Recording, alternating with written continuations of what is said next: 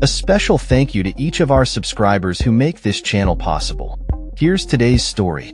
In a landmark ruling that has sent shockwaves through the political landscape, David DePape, the man who brutally attacked Paul Pelosi, the husband of former House Speaker Nancy Pelosi, has been sentenced to life in prison without the possibility of parole.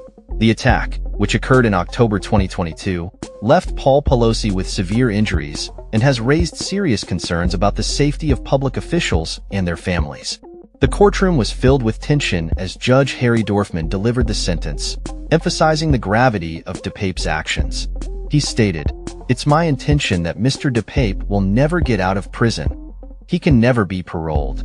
This verdict comes after a San Francisco jury found DePape guilty of multiple charges, including aggravated kidnapping, first-degree burglary, and false imprisonment of an elder.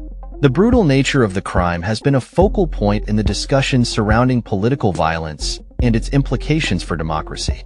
During the proceedings, DePape's defense attorneys argued for a new trial, citing their client's mental health issues and his susceptibility to online propaganda. They painted DePape as a previously peaceful individual who had been activated by external influences.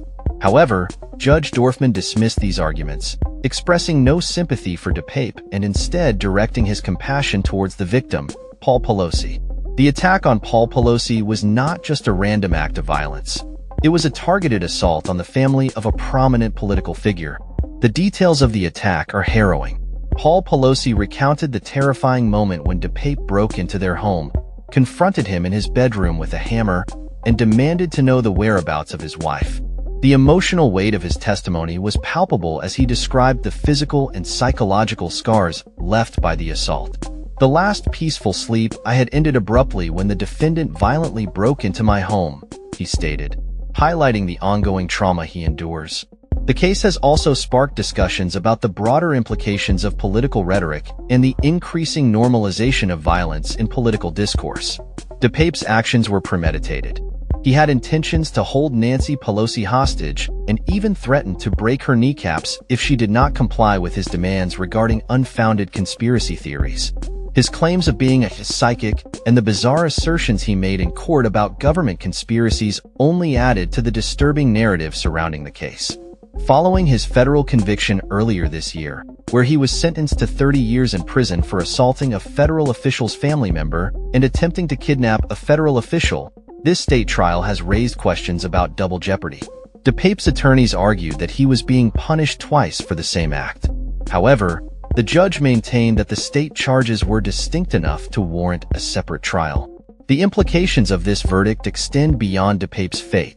It serves as a stark reminder of the vulnerabilities faced by public officials and their families in today's political climate.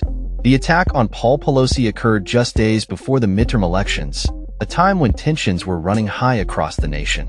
The video footage captured by police body cameras revealed the shocking reality of the situation, further amplifying the urgency of addressing political violence. As the courtroom proceedings concluded, the prosecutors expressed their hope that the sentence would reflect the seriousness of DePape's conduct and the harm inflicted on an innocent man.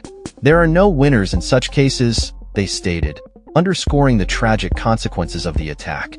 The defense has indicated plans to appeal the ruling, claiming that the state trial was unjust. However, the overwhelming sentiment in the courtroom was one of relief that justice had been served, even as the specter of political violence looms large. This case highlights the critical need for society to confront the rising tide of political extremism and to ensure the safety of those who serve in public office. As we reflect on the implications of this verdict, it is clear that the fight against political violence is far from over. The safety of our democracy depends on our collective commitment to uphold the rule of law and protect those who dedicate their lives to public service. That's all for this story.